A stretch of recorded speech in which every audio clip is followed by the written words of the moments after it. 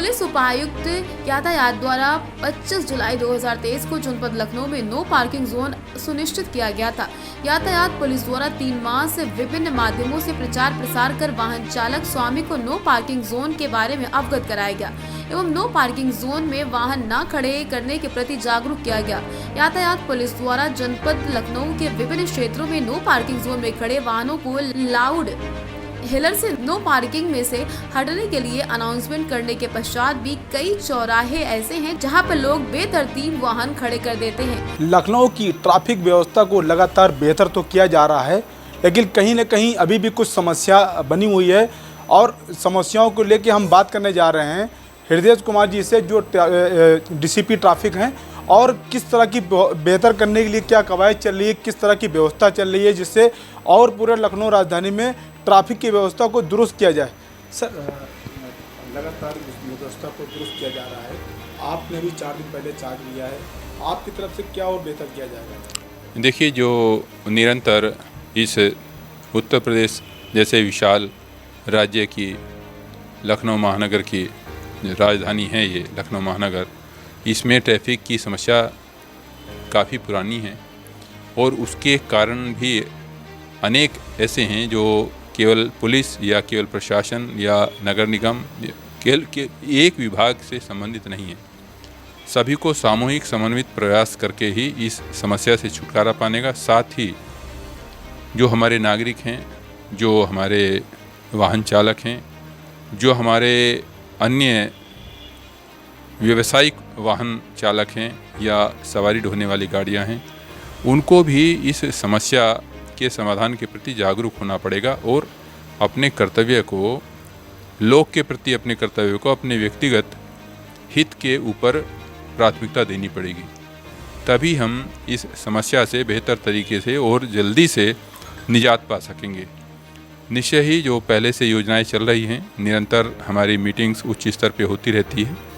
उन मीटिंग्स में जो निर्णय लिए जाते हैं, बहुत विशेषज्ञ लोग हैं जो काफ़ी अरसे से इस फील्ड में काम कर रहे हैं, उनकी ओपिनियन ली गई है और उस ओपिनियन के अनुसार इन जो समस्याओं के निस्तारण का, इनके निदान का प्रयास किया जा रहा है। अभी प्राथमिक रूप से अवध चौराहा और पॉलिटेक्निक चौराहा को विशेष रूप से जाम जैसी समस्या से मुक्त करने का प्रयास किया जा रहा है। जैसे कि आप जानते हैं, लखनऊ एक प्राचीन शहर है और यहाँ के कुछ क्षेत्र तो ऐसे हैं जो बहुत कंजेस्टेड है, लेकिन व्यावसायिक रूप से उतने ही महत्वपूर्ण भी है।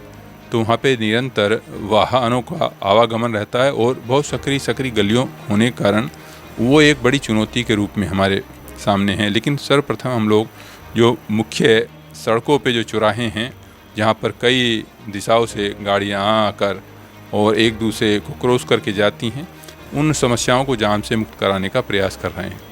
निश्चय ही आप सब लोगों के सहयोग से हम अपने उद्देश्य में सफल होंगे, हमें पूरा विश्वास है।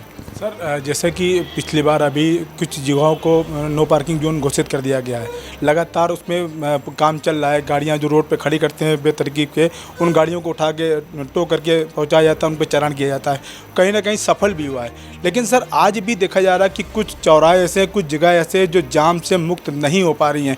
जैसे कि बात आप करें अमीनाबाद की, बात करें कैसरबाग की, बात करें हम आपके कानपुर रोड की, बात करें हम पॉलिटेक्निक चौराहे की, कुछ चौराहे ऐसे हैं जो जाम से निजात नहीं मिल पा रही है। उसके लिए सर ट्रैफिक व्यवस्था क्या बन रही है? देखिए, जो अंदरूनी आपने चौराहे बताए, अमीनाबाद, कैसरबाग वगैरह, ये पुराने शहर के हिस्से हैं और वहाँ पे ट्रैफिक का लोड इतना अधिक है।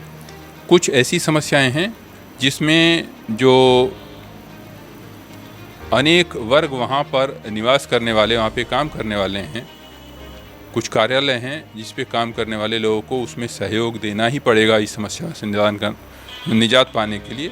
तो उन सब को लेके ही इन सब का निदान किया जाएगा। जहाँ तक पॉलिटेक्निक चौराहे की बात है, तो पॉलिटेक्निक चौराहे पे काफ़ी सुधार हुआ है, लेकिन आप जानते हैं फैजाबाद रोड को ये मुख्य शहर से जोड़ता है चौराहा, और एक तरह से वीआईपी चौराहा भी है।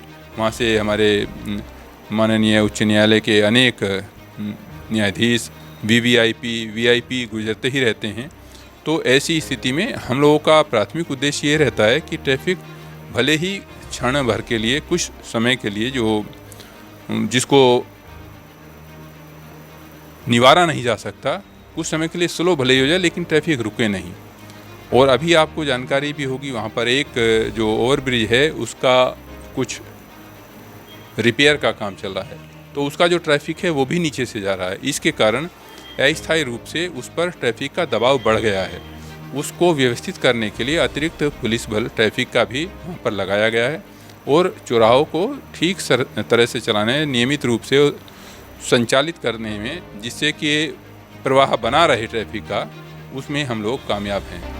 चाहे अमीनाबाद हो या कैसरबाग या फिर पॉलिटेक्निक या फिर कानपुर रोड, जहां आसानी से रोडों पर ही वाहन खड़े कर देते ट्रैफिक बाधित होता। ई रिक्शा जो लखनऊ के 11 मुख्य मार्गों पर प्रतिबंधित, लेकिन सभी मुख्य मार्गों पर आसानी से ई रिक्शा की भरमार देखी जा सकती। आलम यह है कि नखास हो या अमीनाबाद या फिर कैसरबाग, पैदल चलना मुश्किल।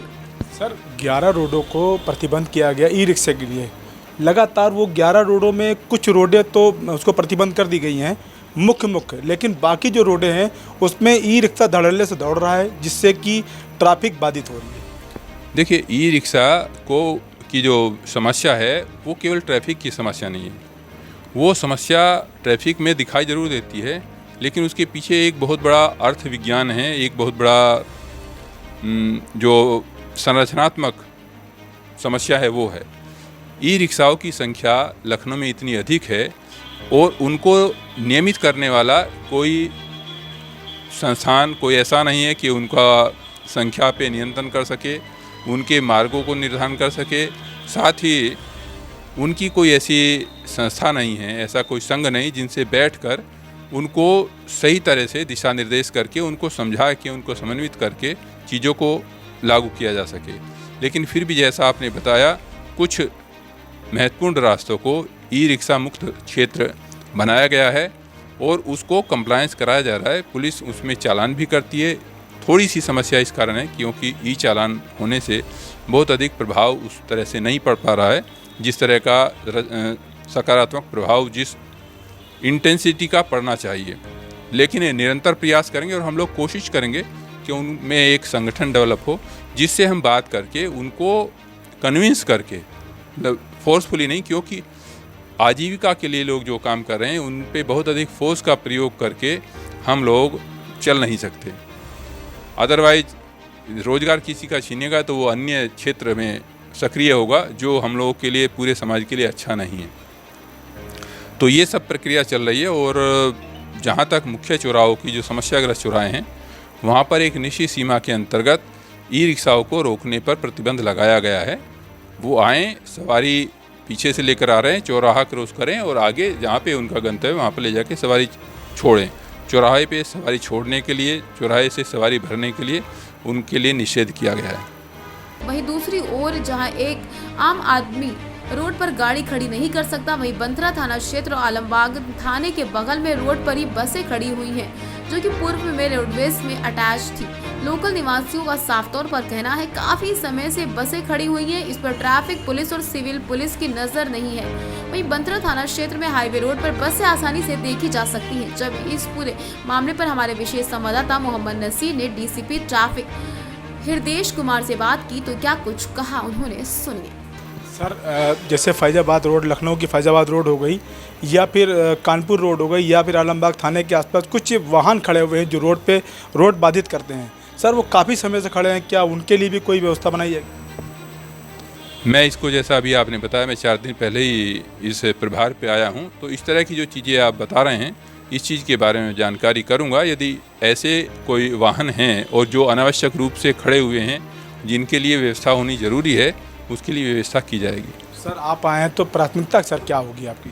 प्राथमिकता एक ही प्राथमिकता होती है किसी भी डीसीपी ट्रैफिक के लिए, कि ट्रैफिक सुचारू रूप से चले तथा यहाँ पर आने जाने वालों के लिए, यात्रा करने वालों के लिए सुविधाजनक यात्रा हो।